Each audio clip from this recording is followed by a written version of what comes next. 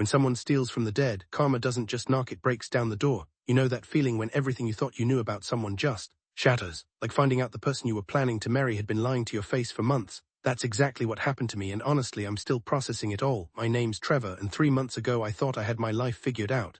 I was engaged to this amazing woman named Olivia. We'd been together for 3 years, living in my apartment downtown, planning our wedding for next spring. She was everything I thought I wanted: smart, beautiful, ambitious. Maybe a little too ambitious, as it turned out. The story really starts with my grandmother, Helen. She was 92, sharp as a tack until the very end, and honestly the backbone of our family. Grandma Helen had this way of seeing right through people, you know. She'd raised 5 kids, built a successful catering business from nothing, and accumulated a pretty decent estate over the years. Nothing crazy, a house worth about $400,000, some investments, family jewelry, that sort of thing. When she got sick last year, the whole family rallied around her. My parents, my Uncle Tom, my cousin Brandon, even my sister flew in from Seattle multiple times. But Olivia was there constantly. She'd drive Grandma to doctor appointments, help with grocery shopping, even started handling some of her paperwork when Grandma's arthritis got bad. I thought it was sweet. I mean, here was this woman who wasn't even officially family yet, going above and beyond for my grandmother. It made me love her even more, if that was possible. Grandma seemed to appreciate it too. She'd always light up when Olivia walked into the room. "That girl's a keeper, Trevor," she'd tell me. "Don't let her get away." If only she'd known. The thing about my cousin Brandon is that he's always been the golden child. Went to Harvard. Works in finance, drives a BMW, lives in this ridiculous penthouse apartment. We've never been close, different worlds, you know. But we were family, so we kept things civil at gatherings. I started noticing Olivia and Brandon talking more at family events. Nothing suspicious at first, just conversations about her work, his travels, normal stuff. But then I caught them having these quiet conversations that would stop the moment I walked up. When I asked Olivia about it, she'd just say Brandon was giving her career advice or something equally innocent. The red flags were there. I just chose to ignore them. Grandma Helen passed away on a Tuesday in January, peaceful, surrounded by family. The funeral was beautiful. The whole community turned out to pay their respects. Olivia was right there beside me, holding my hand, being the perfect supportive fiancée. 2 days after the funeral, Olivia volunteered to help organize Grandma's estate. She said she wanted to spare the family the emotional burden of going through Helen's personal effects. My parents were grateful. They were still processing their grief, and the practical stuff felt overwhelming. "Let me handle the paperwork," Olivia said. "I'll make sure everything gets sorted properly." She had power of attorney for some financial matters. Grandma had signed it over when her arthritis made writing difficult. At the time, it seemed like the practical thing to do. Olivia was organized, trustworthy, and Grandma trusted her completely. For 2 weeks, Olivia spent entire days at Grandma's house. She'd leave early in the morning with empty boxes and come home exhausted, telling me about all the sorting and organizing she was doing. I offered to help multiple times, but she insisted she had it under control. "It's actually kind of therapeutic," she'd say. "I feel close to Helen when I'm there." Meanwhile, I was dealing with work and trying to support my parents through their grief. I trusted Olivia completely. Why wouldn't I? She was going to be my wife. The first crack in the facade came 3 weeks after Grandma's death. I stopped by the house to pick up some family photos Mom wanted, and I noticed things were different. Grandma's jewelry box was gone from the bedroom dresser. Some of the antique furniture had been moved. The china cabinet looked half empty. When I asked Olivia about it, she had explanations for everything. "Jewelry box is at the safety deposit box, better security while we're sorting through everything. I moved the furniture to clean underneath it. Your Aunt Susan already came by for some of the china pieces." Reasonable explanations. I believed her. The truth started unraveling on a Wednesday evening in February. Olivia had been acting strange for days, distracted, secretive phone calls, constantly checking her messages. That night she sat me down with this serious expression.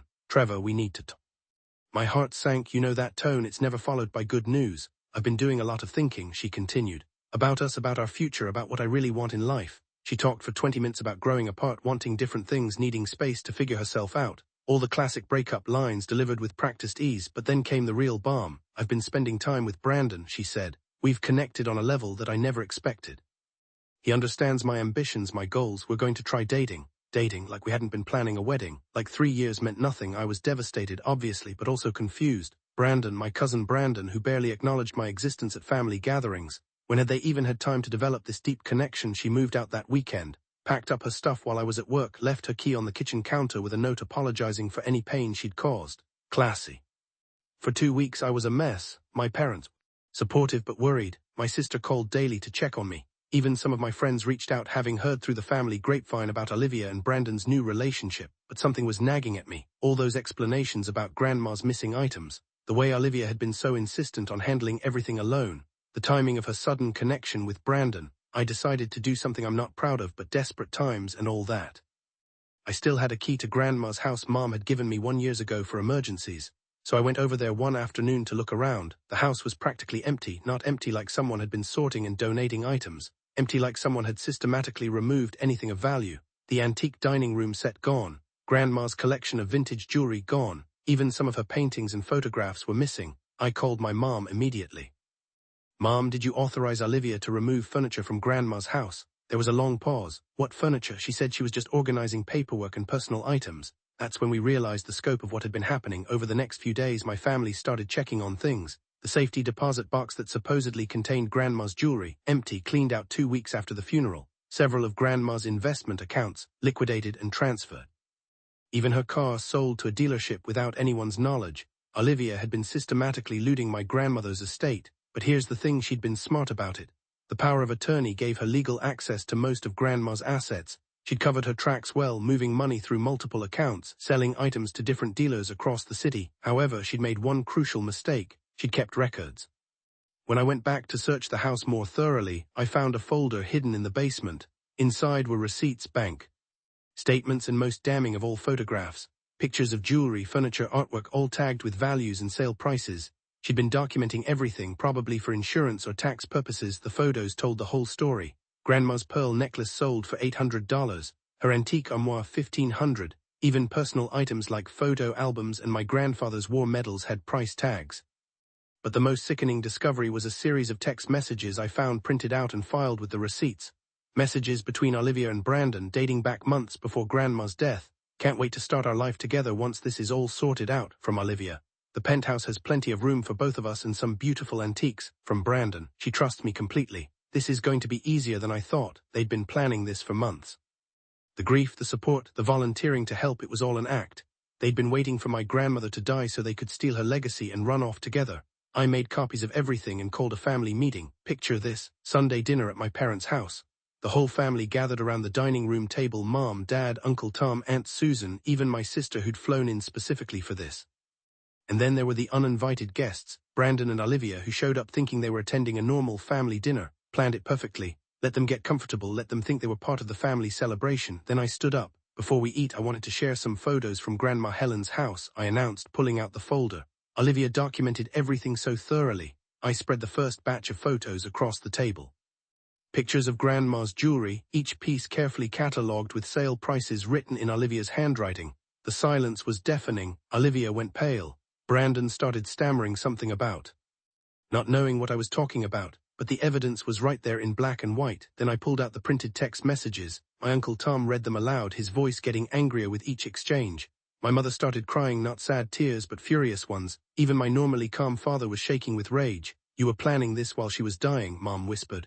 "You sat with her, held her hand, and planned to rob her." Olivia tried to defend herself, claiming she was just organizing things, that she'd planned to distribute everything fairly. But the receipts told a different story. She'd already pocketed nearly $50,000 from the sales. Brandon's defense was even weaker. He claimed he didn't know where Olivia was getting money for their new lifestyle, despite the text messages clearly showing his involvement in planning the whole scheme. The confrontation lasted 3 hours. Accusations, denials, more evidence presented. Finally, my father, who I'd never seen lose his temper in 30 years, stood up and pointed toward the door. "Get out of my house, both of you. And if any of Helen's possessions aren't returned by Friday, we're calling the police." They left without another word. The aftermath was swift. My parents hired a lawyer within the week. Olivia and Brandon tried to return some of the items, but most had already been sold or were mysteriously lost. The legal case is still ongoing, but the criminal charges were filed last month. The family has rallied around the legal battle, but the emotional damage runs deeper. We're all questioning how we could have been so blind, so trusting. My grandmother's memory feels violated in a way that goes beyond the monetary theft. As for me, I'm doing better than I expected. The betrayal hurt. Watching someone you love reveal their true nature is devastating. But honestly, I feel like I dodged a bullet. Better to find out now than after we were married with shared assets and potentially children. I've been going to therapy, which helps. My family has been incredibly supportive. And slowly I'm starting to date again. This time I'm a lot more careful about who I trust. The strangest part is how the experience changed my perspective on everything. I used to think the worst thing that could happen was being alone. Now I know the worst thing is being with someone who sees you as a means to an end. Grandma Helen always said that people show you who they really are when they think no one's watching. Olivia and Brandon thought they were being clever. that their betrayal would go unnoticed in the chaos of grief. They were wrong. Sometimes the best revenge isn't planning some elaborate scheme. Sometimes it's just letting people reveal their true selves and making sure everyone sees it clearly. The truth has a way of coming out, especially when someone's been foolish enough to document their own crimes. These days, when I think about Grandma Helen, I don't think about what was stolen. I think about her wisdom, her strength, and how she raised a family that knows the difference between right and wrong. That's a legacy no one can steal, and that's worth more than any inheritance.